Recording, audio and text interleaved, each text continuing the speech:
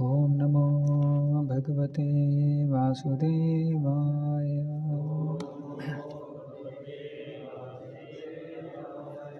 ओम नमो भगवते वासुदेवाय। ओम नमो भगवते वासुदेवाय।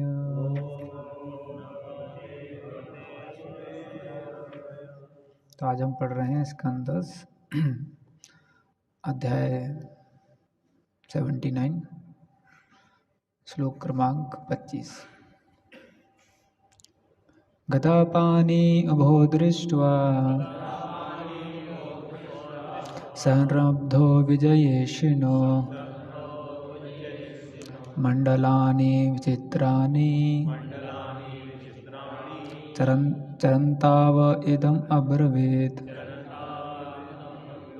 गदापानी उभो दृष्ट्वा संरब्धो विजयेशिनो मंडलानि विचित्राणि चरन्ताव इदम् अब्रवीत्। गदापानी उभो दृष्ट्वा संरब्धो विजयेशिनो मंडलानि विचित्राणि चरन्ताव इदम् अब्रवीत्।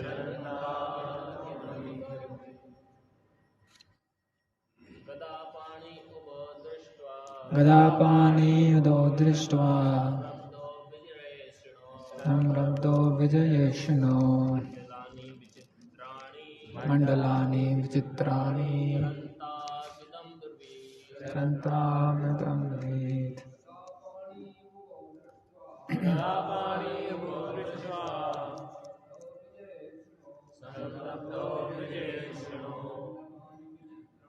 मंडलानि विचित्राणि चरन्ताविदम् अब्रवीत्। गदापानी उभो दृष्ट्वा संरब्धो विजयेशिनो मंडलानि विचित्राणि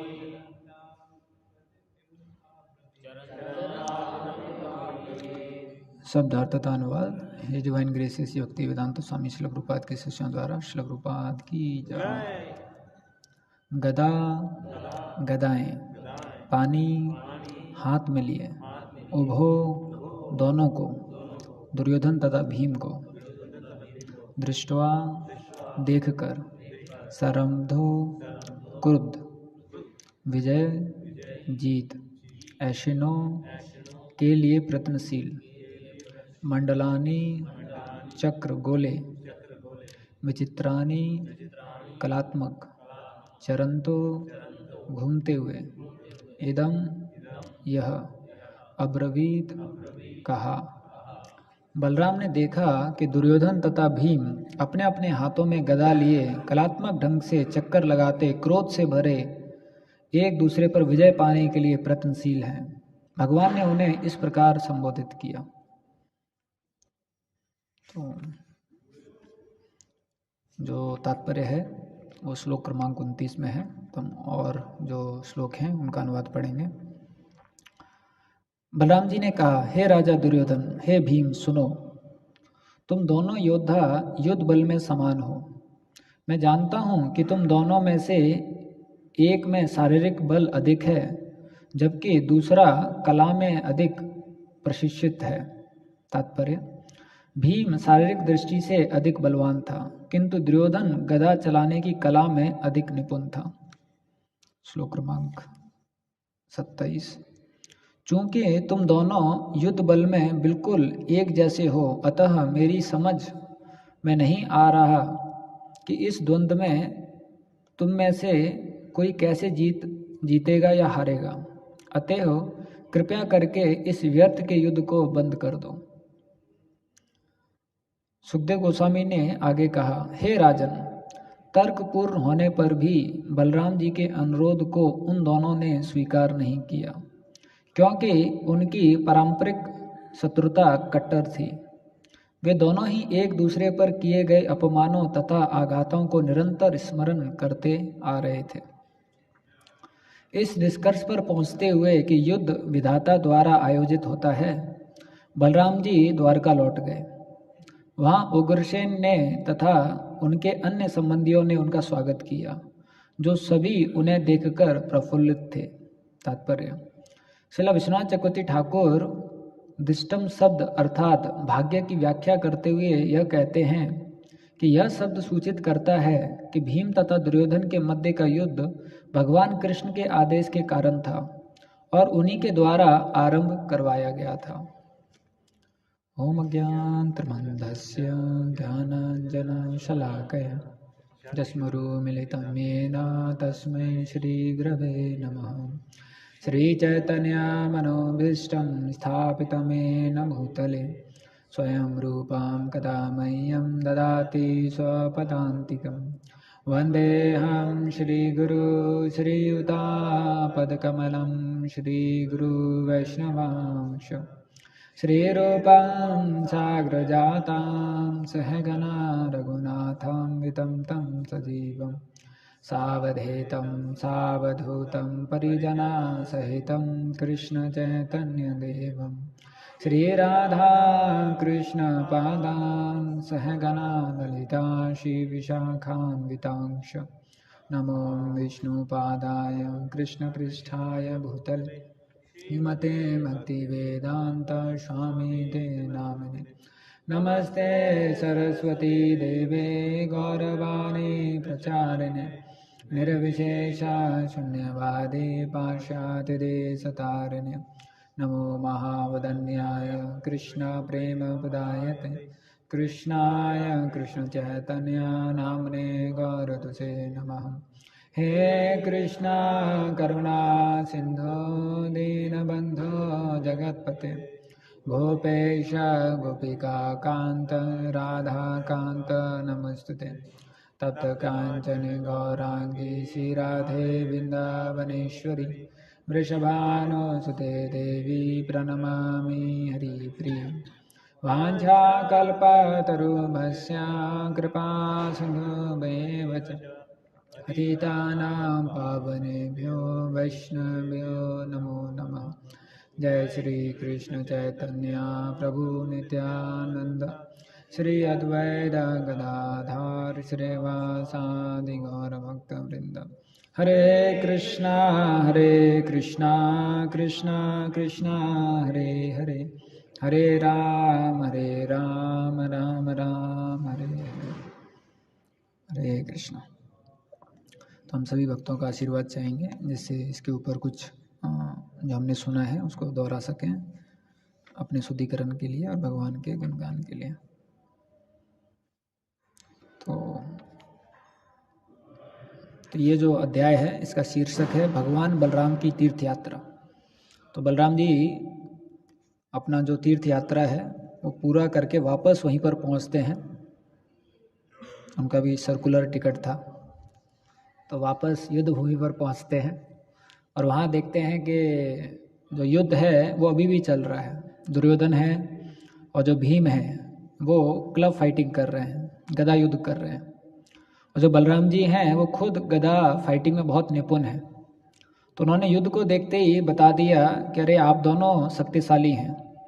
जो भीम है उसमें शारीरिक बल ज़्यादा है और जो दुर्योधन है उसमें कला में वो बहुत निपुण है, इसलिए आप दोनों में से ये युद्ध कोई भी नहीं जीत पाएगा। तो ऐसा सुनने के बाद भी वो दोनों युद्ध जो है वो कंटिन्यू करते हैं। तो इसमें सुखदेव गोस्वामी जी बताते हैं कि जो दुर्योधन और भीम युद्ध कर रहे थे और बलराम जी ने जो उनको सलाह दी वो तर्कपूर्ण सलाह थी, बहुत लॉजिकल प्रेजेंटेशन था बलराम जी का, अर्थवत विवेकशील। लेकिन फिर भी ये दोनों एक दूसरे के प्रति इतना क्रोध में थे कि फिर भी कंटिन्यू किए युद्ध।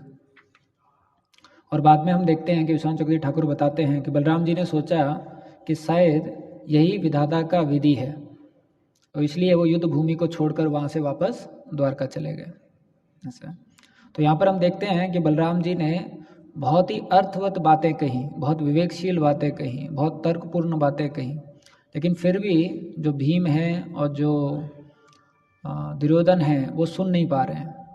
वैसे तो ये लीला भगवान की आज्ञा के अनुसार हो रही है, भगवान के नित्य पार्षद हैं और भगवान की योजना के अनुसार ये युद्ध हो रहा है, लेकिन फिर भी शिक्षा के माध्यम से अगर हम कुछ शिक्षा लें तो यहाँ पर देखने को मिलता है कि जो बलराम जी हैं वो गुरु तत्व को रिप्रेजेंट करते हैं, और बलराम जी खुद इस प्रकार से तर्कपूर्ण तरीके से समझा रहे हैं कि जो युद्ध है ये एक तरफा नहीं हो सकता, इस युद्ध में कोई भी विजयी नहीं हो सकता है।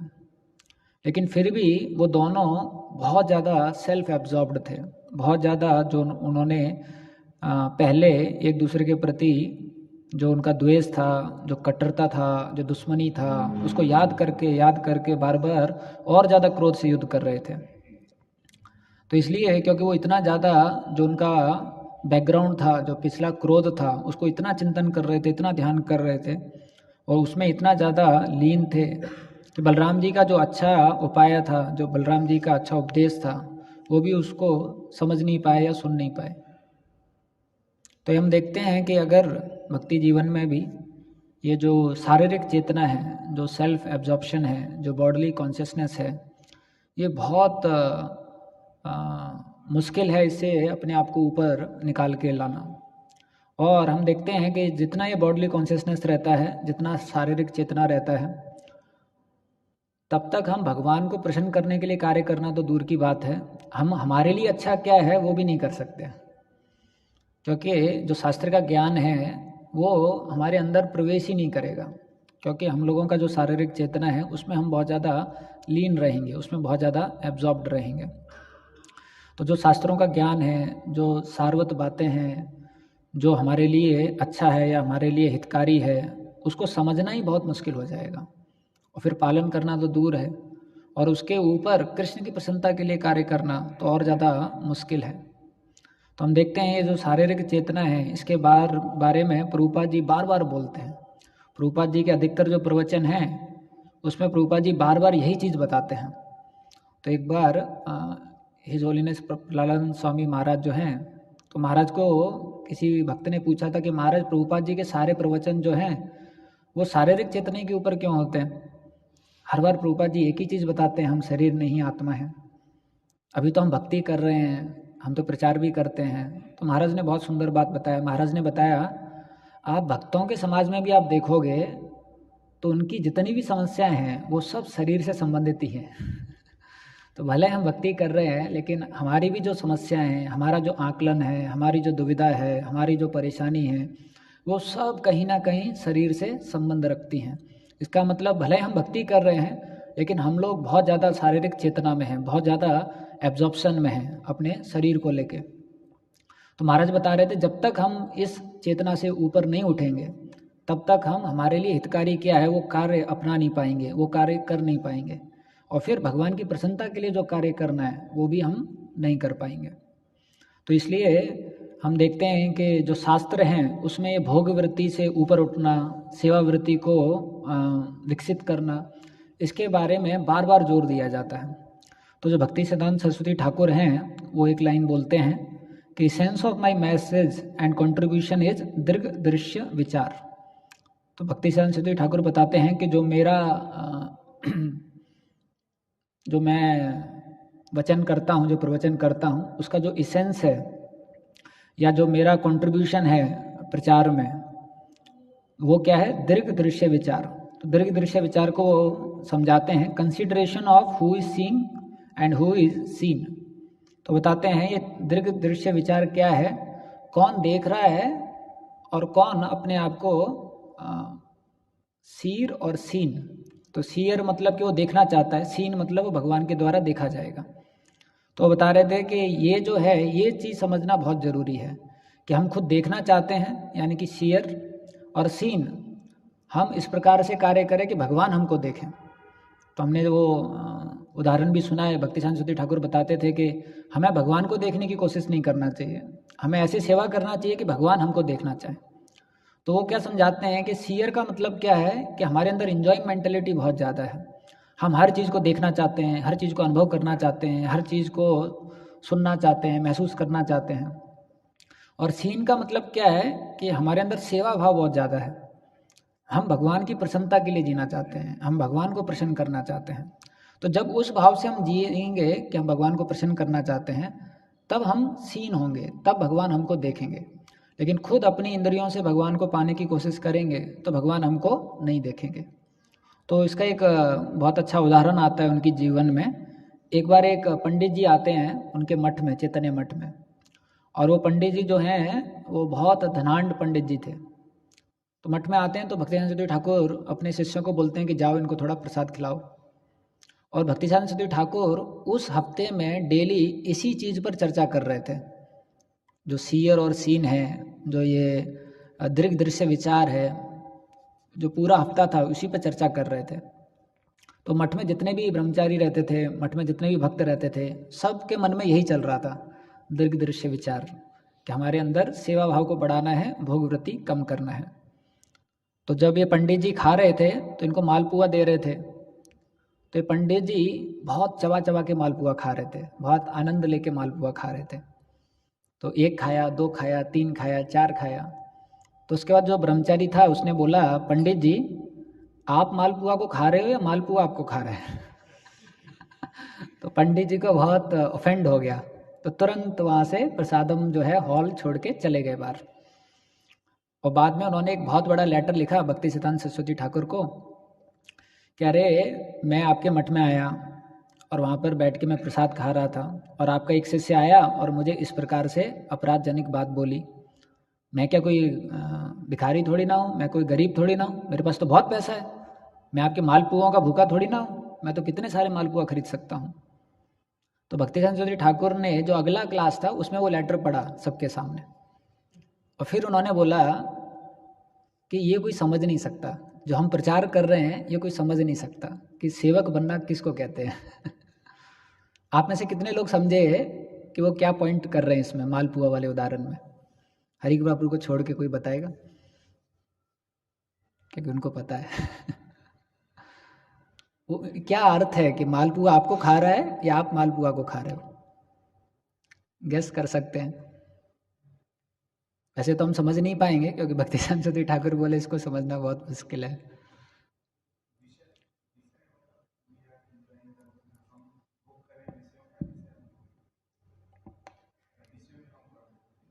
नहीं, दीपेश प्रभु को भी पता है। नहीं नहीं, और कोई नया व्यक्ति जिसने सुना नहीं है? इसका बहुत गहरा है। भक्तिसिद्धांत सरस्वती ठाकुर क्या बताते हैं कि जब हम मालपुआ को खा रहे हैं इसका मतलब हम भोग वृत्ति में हैं, हम खा रहे हैं। और मालपुआ हमको खा रहा है मतलब हम सेवा भाव में हैं कि मालपुआ कौन है? कृष्ण है, क्योंकि प्रसाद है। तो कृष्ण हमको खा रहे हैं, कृष्ण हमारा सेवन कर रहे हैं, कृष्ण हमारा एंजॉयमेंट कर रहे हैं। तो भक्ति मतलब क्या है? We allow Krishna to enjoy us instead of trying to enjoy, ऐसा है। तो भक्ति का मतलब क्या है कि भगवान हमको एंजॉय करें बजाय इसके कि हम एंजॉय करना चाहते हैं। जैसे अभी हम जप करते हैं तो ये काफ़ी मेडिटेशन हेल्प करता है अच्छा जप करने के लिए भी। तो जब हम जप करते हैं तो हमारी इंद्रियां किसकी हैं? भगवान की इंद्रियां हैं। तो सेवा का मतलब क्या होता है? मैं अपनी इंद्रियों को भगवान की सेवा में लगाऊं, भगवान को अलाउ करूं उनको एंजॉय करने के लिए, उनको यूज़ करने के लिए। तो जब के समय भी अगर हम कुछ और सोचते हैं तो मतलब अभी मैं खुद कोशिश कर रहा हूँ। अब जो इंद्रियां भगवान की हैं उनको भोग करने की मैं कोशिश कर रहा हूँ, जो मन भगवान का है उसको इस्तेमाल करने की मैं कोशिश कर रहा हूँ। लेकिन भगवान को इन्जॉयमेंट देना मतलब कि अभी मैं कुछ नहीं सोच रहा हूँ, भगवान का नाम है, भगवान की इंद्रियां हैं, भगवान की सेवा में लगी हुई हैं। तो सेवा का मतलब क्या है कि मैं भगवान की इंद्रियों को भगवान की सेवा में लगाने दूँ, उसको बोलते हैं सेवा। तो एक बार प्रभुपाद जी जो थे वो वृंदावन में थे।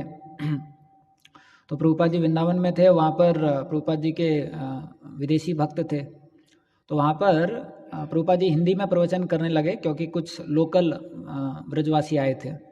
तो विदेशी भक्तों ने देखा कि प्रभुपाद जी हिंदी में प्रवचन कर रहे हैं तो उठ के चलने लगे। तो प्रभुपाद जी ने बोला कहाँ जा रहे हो, बैठ जाओ। तो उन्होंने बताया कि प्रभुपाद जी हमको समझ में नहीं आ रहा आप क्या बोल रहे हो। तो प्रभुपाद जी उनको बोले वो वैसे भी समझ में नहीं आएगा, बैठ जाओ। तो फिर प्रभुपाद जी उनको क्या बताए, जो हेयरिंग है वो सेवा है। आप अपने लिए नहीं सुन रहे हो, आपको समझ में आए इसलिए भी नहीं सुन रहे हो। आप किस लिए सुन रहे हो? कृष्ण को आनंद देने के लिए सुन रहे हो। तो कृष्ण ने जो इंद्रियां दी हैं वो कृष्ण की सेवा में लगाओ। और जब ये जो साउंड वाइब्रेशन होता है, ध्वनि होता है, तो उसको जब हम सेवा भाव में सुनते हैं तो वो जो ध्वनि है हमारे को रिवील करता है। उस ध्वनि में जो कृष्ण है वो रिवील करते हैं, वो अपने आप को प्रकट करते हैं। लेकिन जब हम भोग करने की अवस्था में सुनते हैं तो फिर भगवान जो है उसमें रिवील नहीं करते हैं इस प्रकार से, क्योंकि भगवान खुद ही भोगता है।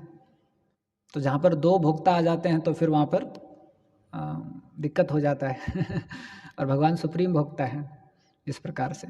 तो भक्ति सरस्वती ठाकुर ये बता रहे थे कि हम लोगों को ये चेतना डेवलप करना है कि we should be seen instead of being a seer, कि हमारे को सेवा वृत्ति बढ़ाना है जिससे कि हम भगवान के द्वारा देखे जाएं, बजाय हम भगवान को देखना चाहते हैं।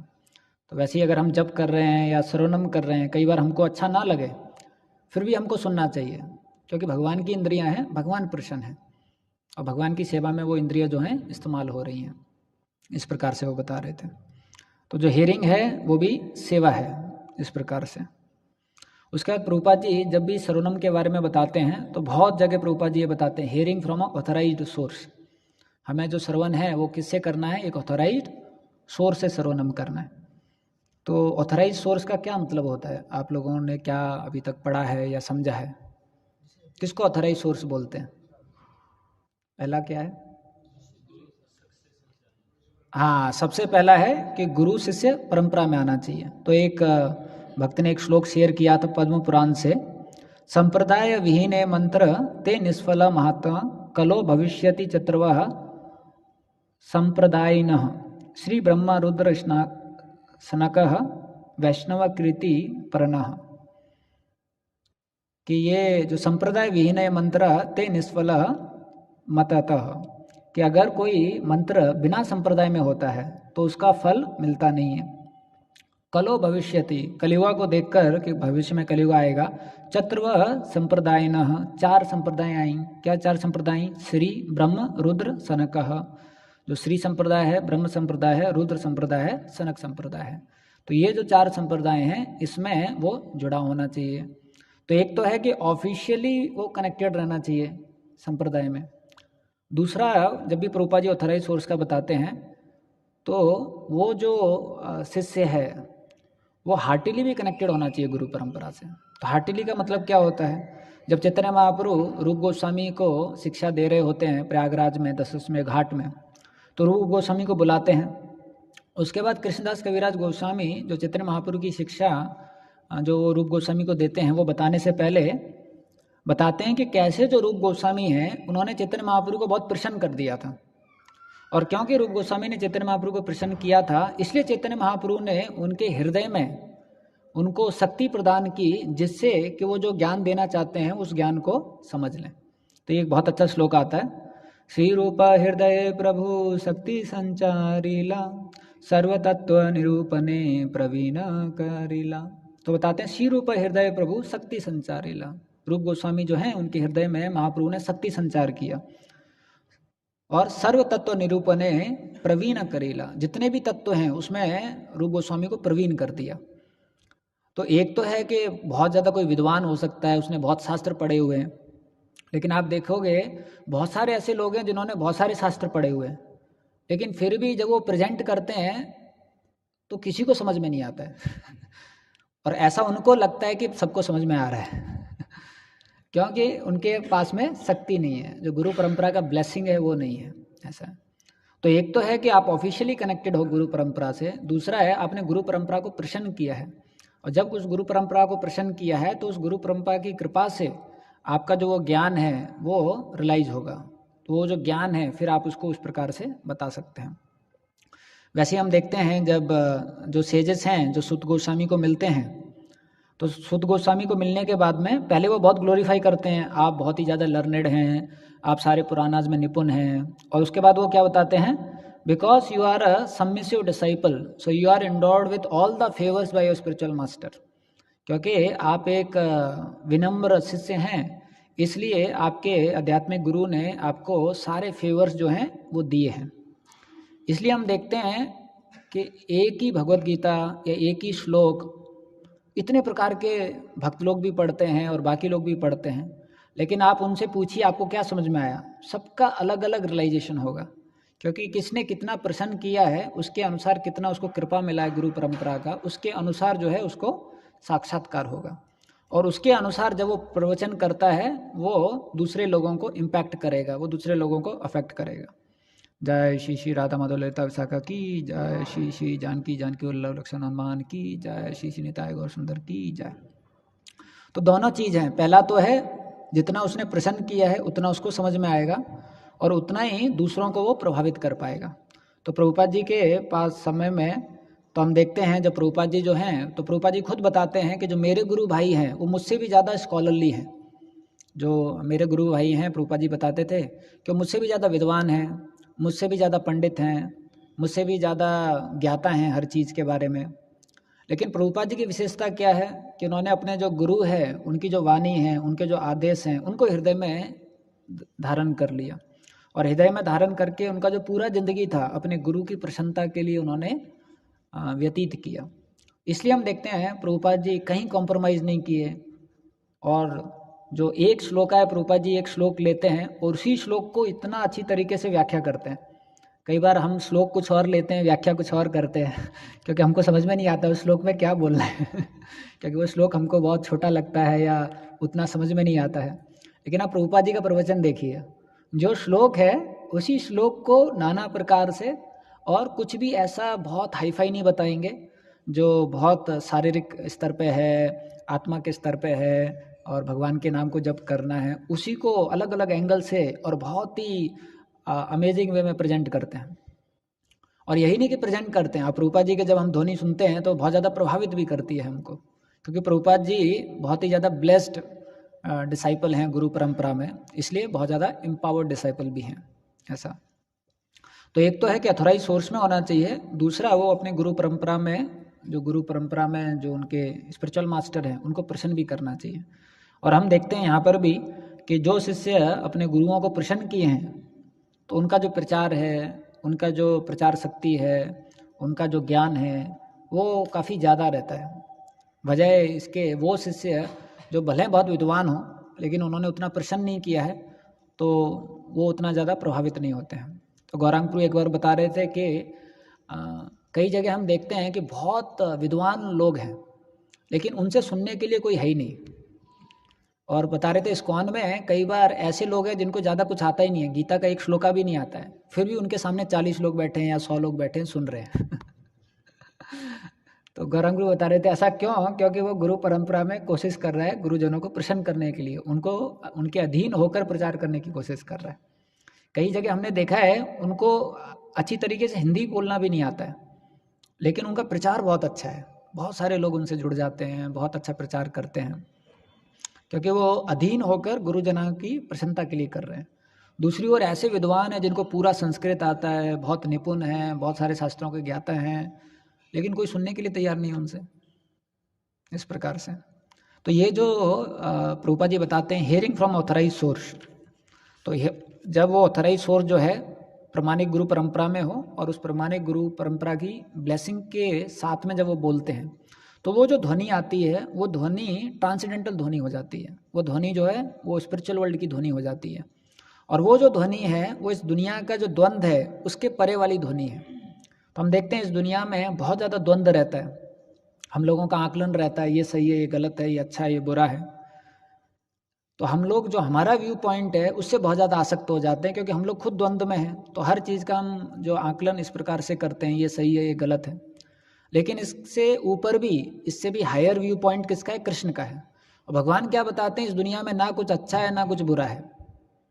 ये जो दुनिया है, तो कृष्णदास कविराज गोस्वामी बताते हैं, यही मंद यही भाला सब मनोभ्रम कि ये अच्छा है, ये बुरा है, ये क्या है? सब मन का भ्रम है। मानिए अगर कोई व्यक्ति है, आप बैठे हो और कोई पीछे से आता है और आपकी पॉकेट में हाथ डालता है कुछ पैसे चोरी करने के लिए, तो आपको कैसा लगेगा? एकदम आप चिल्लाओगे, चोर चोर चोर चोर, कहाँ से आ गया है? लेकिन मानो कोई शादीशुदा व्यक्ति है, अब उसकी पत्नी हाथ डालती है पीछे से पैसा निकालने के लिए तो चिल्लाएगा नहीं, खुश हो जाएगा। एक्टिविटी तो सेम है लेकिन मन में एक्सपीरियंस अलग है तो इसी प्रकार से जो मन में रचना होती है, मन में ही उसका एक्सपीरियंस होता है, ये क्या है, सब भ्रम है। अब कोई लड़का यहाँ पर आ जाए और हमारे सामने पेशाब कर दे तो कितना गुस्सा आ जाएगा, हम उसको डांट देंगे और कुछ भी करेंगे। लेकिन अगर कोई पिता है और उसका लड़का है और उसके सामने वो उनके ऊपर पेशाब कर दे तो पिताजी को लगेगा कि अभिषेक हो रहा है, ये तो पंचगव्य है। तो ऐसा क्यों लगेगा, क्योंकि उनका बेटा है। तो ये जो द्वंद्व है, भगवान क्या बताते हैं, ये दोनों ही खराब हैं। क्योंकि अगर आप इस चीज़ से आसक्त हो जाओगे कि ये सही है तो कल को वो चीज़ चेंज हो जाएगी। आपको लगता है कि ये चीज़ अच्छा है तो कल को परिस्थिति चेंज हो जाएगी, क्योंकि भौतिक दुनिया में परिस्थितियाँ चेंज होती रहती हैं। और फिर कल कुछ और होगा तो आपको उतना ही दुख भोगना पड़ेगा। जब हम बोलते हैं ये चीज़ बहुत अच्छा है तो हम ये भी बोलते हैं कि ये चीज़ अच्छा नहीं है, या मैं ये चीज़ नहीं चाहता हूँ, लेकिन जब वो चीज़ होगा तो हमें उतना ही दुख भोगना पड़ेगा। लेकिन मानसिक स्तर पर, बुद्धि के स्तर पर ये समझना कि अच्छा है ये बुरा है, ये दोनों ही खराब हैं, ये बहुत मुश्किल है। लेकिन जब हम ऐसा ध्वनि सुने जो इस द्वंद्व से ऊपर की ध्वनि है, जो नॉन डुअल कॉन्शियसनेस से ध्वनि आ रही है, जो आध्यात्मिक जगत से ध्वनि आ रही है, जो ऑथराइज सोर्सेस से ध्वनि आ रही है, वो ध्वनि हमको यहाँ के द्वंद्व से ऊपर निकाल सकती है, वरना कोई और ध्वनि हमको इस द्वंद्व से ऊपर नहीं निकाल सकती है। तो इसलिए हम देखते हैं जो शुद्ध भक्त हैं, प्रभुपाद जी जैसे और आचार्यगण, जो ऐसा जो प्योर साउंड वाइब्रेशन है वो जो है उसको बोलते हैं। तो ये साउंड वाइब्रेशन में इतनी ताकत है कि हमको यहाँ का जो द्वंद्व है उससे ऊपर लेके जा सकती है। तो एक बार एक भक्त थे, तो वो एक एस्ट्रोलॉजर के पास में गए थे, तो उनसे पूछ रहे थे कि मैं अपना जो कर्मा है वो कैसे इम्प्रूव कर सकता हूँ, जो मेरा कर्म है वो मैं कैसे सुधार सकता हूँ। तो भक्ति विज्ञान स्वामी महाराज को उन्होंने बताया। तो महाराज उनको बोले कि there is nothing good karma bad karma, both are bad. तो महाराज उनको बोले देर इज़ कोई अच्छा कर्म नहीं है, कोई बुरा कर्म नहीं है, दोनों ही बुरा कर्म है। तो महाराज बोले ऐसा क्यों, because ultimately even if you have a good karma, महाराज बोले अगर आपका अच्छा भी कर्म है फिर भी आपको जन्म लेना पड़ेगा, फिर भी आपको मरना पड़ेगा। तो इस दुनिया का अच्छा कर्मा भी क्या है, बुरा ही कर्मा है। तो महाराज बता रहे थे लेकिन भौतिक अवस्था में इस चेतना से ऊपर आना बहुत मुश्किल हो जाता है कि ये अच्छा है ये बुरा है, ये दोनों ही बुरा है। लेकिन भगवान का व्यू पॉइंट क्या है, ये भौतिक दुनिया जो है ये बुरी है। तो भक्ति चंद्र ठाकुर बताते थे कि material world is like a toilet, a gentleman would not like to stay here. तो भक्ति चंद्र ठाकुर क्या बताते थे, भौतिक दुनिया जो है वो पेशाब घर, तो यहाँ पर कोई जो बुद्धिमान व्यक्ति है वो रहना नहीं चाहेगा, वो यहाँ से निकलना चाहेगा, ऐसा। तो इसलिए जब हम इस चीज़ों से आसक्त हो जाते हैं तो इसमें क्या होता है, इसी में हमारा जो शारीरिक चेतना है वो और ज़्यादा बढ़ जाता है। जब हम अच्छे और बुरे में आसक्त हो जाते हैं, अच्छे और बुरों का आकलन करने लग जाते हैं, तो हम देखते हैं जब अर्जुन कृष्ण भगवान को बोलते हैं कि हे भगवान मैं समझ नहीं पा रहा हूँ, ये युद्ध मेरे लिए अच्छा नहीं है, और वो बहुत लॉजिक में समझाते हैं भगवान को कि कैसे युद्ध मेरे लिए अच्छा नहीं है। तो फिर भगवान अर्जुन को क्या बताते हैं कि आप जज मत करो अच्छा क्या है बुरा क्या है, क्योंकि आप अपने स्तर पर जज कर रहे हो, लेकिन आप मेरे नज़रों से देखो अच्छा क्या है बुरा क्या है, जो मैं बोल रहा हूँ उसको पालन करो, ऐसा।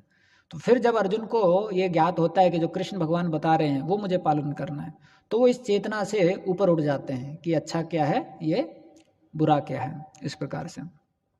तो ये हम देखते हैं कि जब तक ये जो चेतना है ये नहीं जाएगी तब तक हमारा जो शारीरिक चेतना है वो और ज़्यादा बढ़ता रहेगा।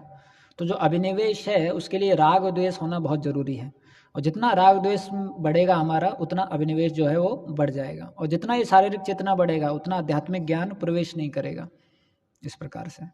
तो इसलिए जब हम इस प्रकार का साउंड वाइब्रेशन सुनते हैं जो ऑथराइज सोर्सेज से है, तो हमारा जो ये जो द्वंद्व में फंसा है, या जो द्वंद्व के कारण हमारा जो अभिनिवेश बढ़ रहा है, इससे हम परे चले जाते हैं। तो एक बार एक साधु जो है वो आया था अपने गुरु के पास, नहीं एक व्यक्ति आया था गुरु के पास, और गुरुजी से बोला कि गुरुजी मैं साधु बनना चाहता हूँ। तो गुरुजी बोले ठीक है आ जाओ। तो बोले आप कल आना सुबह गंगा के किनारे। तो आता है अगले दिन गंगा के किनारे, तो गुरुजी नहा रहे होते हैं। तो बोले गुरुजी मैं आ गया, मुझे साधु बनना है। तो बोले अंदर आ जाओ, तो अंदर आ जाता है। तो गुरुजी उसका कमर वो क्या बोलते हैं गर्दन पकड़कर उसको नीचे डाल देते हैं और वो बेचारा फड़फड़ाने लग जाता है। और गुरु थोड़े प्रसाद ज़्यादा खाते थे तो बहुत स्ट्रांग गुरु थे तो छोड़ते नहीं है उसको, नीचे ही दबा के रखते हैं और पूरी तरीके से वो फड़फड़ाता है, छोड़ दो क्या कर रहे हो तुम, मुझे मार दोगे। और गुरु फिर भी नहीं छोड़ते हैं। थोड़े समय के बाद में उसको छोड़ते हैं तो बुरी तरीके से हाँफता बोले क्या कर रहा है, मार दिया होता आज आपने मेरे को। बोले नहीं, एक चीज़ बताओ, जब मैंने आपको ऐसे पानी में डुबाया तो आपको क्या चाहिए था। बोले था अरे क्या चाहिए था, मुझे सिर्फ हवा चाहिए था, मुझे सिर्फ ऑक्सीजन चाहिए था। बोले क्यों, अच्छा खाना नहीं चाहिए था। बोले नहीं। बोले और कोई भोग नहीं चाहिए था। बोले नहीं। अच्छा आपको संपत्ति नहीं चाहिए था। बोले नहीं। तो फिर उन्होंने बताया अगर साधु बनना है तो इसी प्रकार से कृष्ण को चाहने की चाह होनी चाहिए। साधु बनना आसान नहीं है तो साधु बनना है तो सिर्फ कृष्ण हमारे को चाहिए, उस प्रकार का भाव रहेगा तब साधु बनेंगे। एक और हम कहानी सुनते हैं ना कि एक बार एक शिष्य था तो वो आया अपने गुरु के पास कि गुरुजी मेरे को भी भक्त बनना है। तो गुरुजी बोले अच्छा है तो तपस्या करो। तो तपस्या में लग गया। तो कुछ दिन उसने तपस्या किया, फिर गुरु आए तो शिष्य बोला गुरुजी आपने जैसा बोला मैं वैसा पालन कर रहा हूँ, लेकिन मुझे लग नहीं रहा कि मेरा आध्यात्मिक उन्नति हो रहा है। तो गुरु बोले क्यों। बोले क्योंकि मैंने सुना है जब आध्यात्मिक उन्नति होता है तो इंद्र हैं, अप्सरा भेजते हैं, उर्वशी आती है, मेनका आती है, अभी तो कोई आया ही नहीं तो गुरु बोले अरे इस भाव से आप भक्ति करोगे तो कैसे होगा तो हम देखते हैं असली में भक्ति करना आसान भी है और आसान नहीं भी है। तो एक भागवतम में 7वें स्कंद में प्रहलाद महाराज श्लोक बोलते हैं, बहुत सुंदर श्लोक है। तो उसमें वो बताते हैं कि भक्ति करना जो है बहुत आसान है। तो इसमें शब्द आता है को अति प्रयासो असुर बालका हरेर। तो बता रहे हैं अरे भक्ति करने के लिए को अति प्रयासो, कितना प्रयास करना पड़ता है भक्ति करने के लिए, कुछ प्रयास नहीं करना पड़ता है। ऐसा क्यों बोल रहे हैं, उपासने स्व हृदय, क्योंकि जिनकी उपासना करना है वो तो हमारे हृदय में, प्रहलाद महाराज बता रहे हैं, कहीं दूर नहीं जाना है खोजने के लिए। और क्या बता रहे हैं, छिद्रवत सतह। अभी असुर बालक बोल सकते हैं कि अरे हम तो इतना पाप करते हैं, आप बोल रहे हो कि जिनकी उपासना करना है वो हृदय में है, ऐसा तो नहीं हमारे हृदय से चले गए हों, क्योंकि हम तो बहुत पाप करते हैं।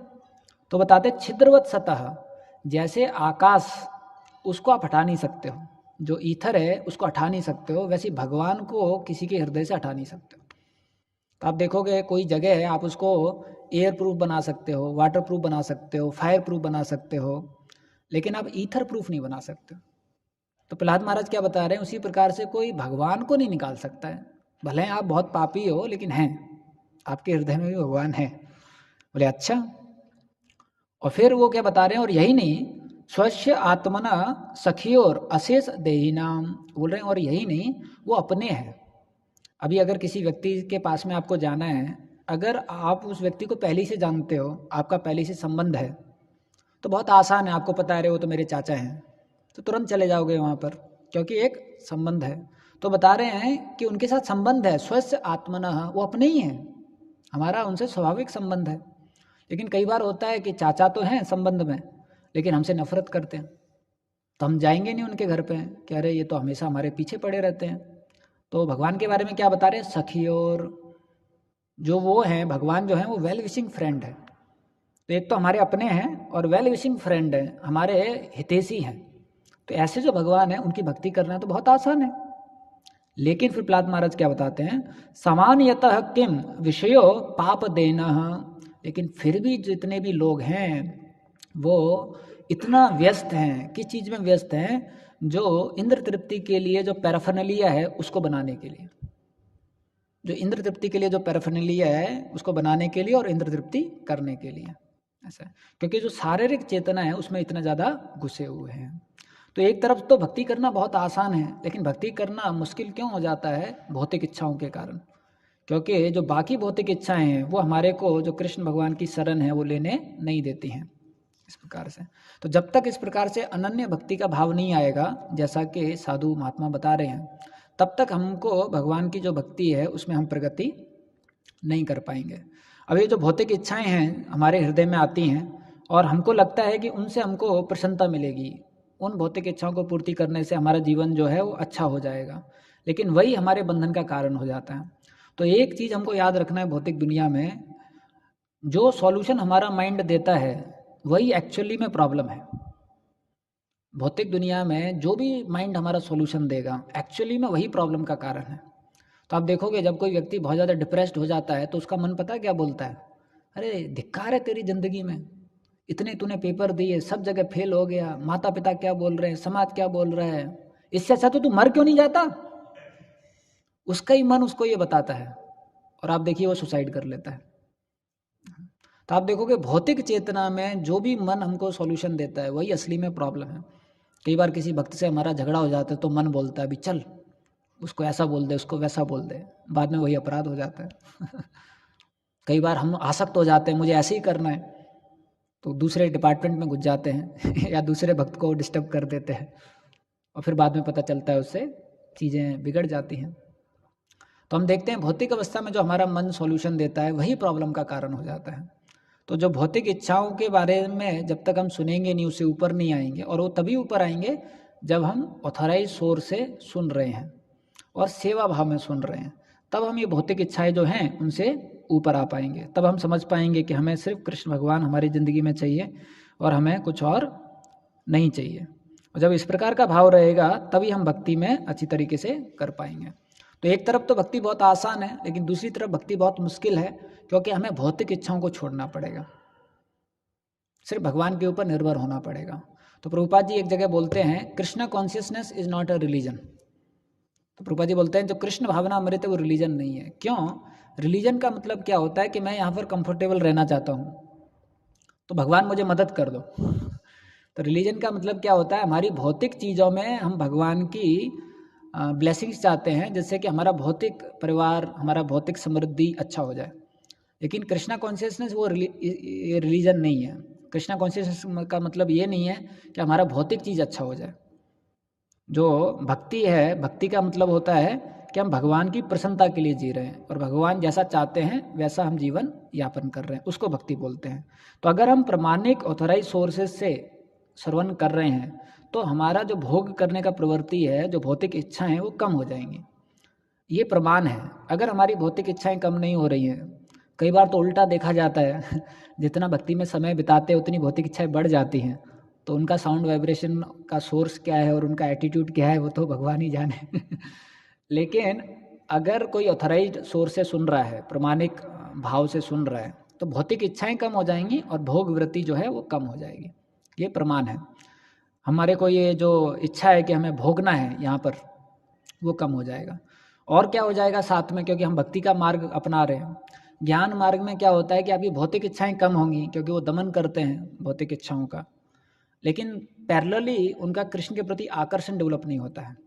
लेकिन जो भक्ति मार्ग है उसमें दोनों चीज़ साथ में होती हैं। एक तो भौतिक इच्छाएं कम होंगी और कृष्ण के प्रति आकर्षण जो है, कृष्ण भगवान के प्रति जो एब्जॉर्प्शन है वो भी बढ़ेगा। तो अगर कोई प्रामाणिक श्रवणम कर रहा है तो उसका सिम्टम क्या है, ये दोनों चीज़ होनी चाहिए कि उसका जो भौतिक इच्छा है वो कम हो रहा है और जो भगवान के प्रति आकर्षण है, भगवान के प्रति जो एब्जॉर्प्शन है वो उसका क्या हो रहा है, वो बढ़ रहा है। अगर वो ऐसा हो रहा है तो इसका मतलब वो सही रास्ते पे है।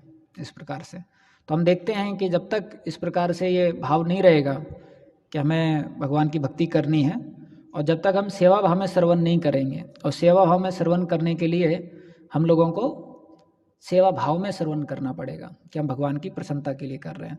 तो ये जो भौतिक इच्छा है, तो आप देखेंगे जब प्रभुपाद जी प्रचार चालू किए तो एक तो है प्रभुपाद जी प्रवचन में बहुत ज़्यादा शारीरिक चेतना के ऊपर बल देते थे, बताते थे कि कैसे हमें इससे बाहर निकलना है। दूसरा आप देखोगे प्रभुपाद जी जो हैं अपने शिष्यों को बहुत सारी जिम्मेदारियां दे देते थे, क्योंकि जिम्मेदारियों में भी आप अपनी भौतिक इच्छाओं से बाहर निकलोगे, जो बॉडीली एब्जॉर्प्शन उससे बाहर निकलोगे। जैसे आपको सिंपल उदाहरण मैं बताता हूँ। अभी मानो हम सबको एक एक कुकी का पैकेट दिया गया। अब जो प्रचार नहीं कर रहे हैं वो उस कुकी को पैकेट को पूरा खा लेंगे लेकिन जो प्रचार कर रहे हैं वो क्या करेंगे,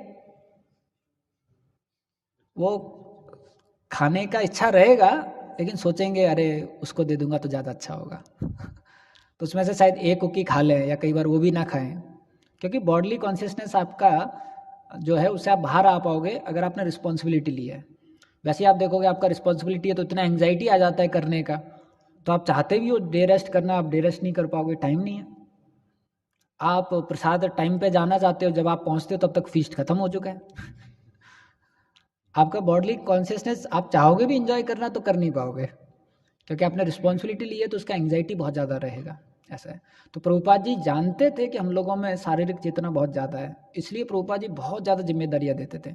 सुबह 9 बजे सबको बाहर बोलते थे, आप जाइए, बुक वितरण कीजिए, सेवाएं कीजिए, प्रचार कीजिए, लोगों को मिलिए। ऐसा है। तो राधानाथ स्वामी महाराज बताते हैं कि जब हम दूसरों को देते हैं, इन गिविंग वी रिसीव, जब हम दूसरों को देते हैं तब हमको भगवान जो है कृपा करते हैं, क्योंकि भगवान देखते हैं कि अरे ये इतना मेहनत कर रहे हैं दूसरे लोगों को कृष्ण भावनामृत देने के लिए, तो भगवान जो है फिर हमारे ऊपर कृपा करते हैं। क्योंकि साधु जो है उसको प्रचार करना चाहिए, जहाँ भी जाता है तो दूसरे लोगों को इंस्पायर करता है। जैसे कल हम एमपीसी कॉलेज में गए थे, तो जिस भी क्लास में एंट्री कर रहे थे, हमको देखते ही, क्योंकि हम साधु वेश में गए थे, राधे राधे राधे राधे ऐसा हो गया था। किसी क्लास में बोल रहे थे जय श्री राम जय श्री राम, तो मैं रमेश गुरु को बोल रहा था कि देखो हम लोगों के जाते ही इन लोगों के मुंह से नाम, भगवान का नाम निकल रहा है, वरना तो लेते नहीं ये लोग नाम। कम से कम हमारा यहाँ आना हुआ, भगवान का नाम तो ले रहे हैं लोग इस प्रकार से। तो जब हम इस प्रकार से जिम्मेदारी लेंगे, लेकिन अधीन होकर, और जो हमारे वरिष्ठ जन हैं उनके आदेश अनुसार, तब धीरे धीरे करके, और हम ऑथराइज सोर्स से सर्वनम करेंगे सेवा भाव में, तब हमारे भौतिक इच्छाएं कम होगा, तब हम इस द्वंद्व से हैं ऊपर आ पाएंगे। तो इसी के साथ हम विराम देंगे। श्री प्रभुपाद की जय। तो 3 मिनट है, अगर किसी का कोई एक सवाल है तो ले सकते हैं।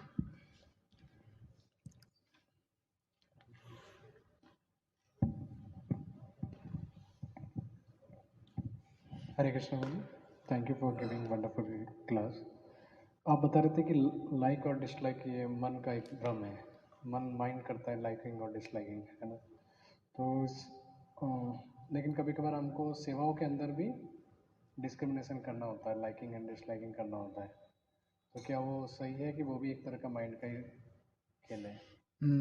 ये बहुत अच्छा सवाल है योगी चंद्रपू का। कई बार सेवा में भी हमको थोड़ा आकलन करना पड़ता है। तो प्रभुपाद जी से जैसा मैंने समझा है, सुना है, कि जो हमको सेवा दी गई है उसमें कुछ हद तक हम लोग ये आकलन कर सकते हैं जिससे कि वो सेवा अच्छा हो। लेकिन जब भी हम कुछ कर रहे हैं तो प्रिंसिपल नहीं भूलना चाहिए कि हम थिंक ग्लोबली एक्ट लोकली।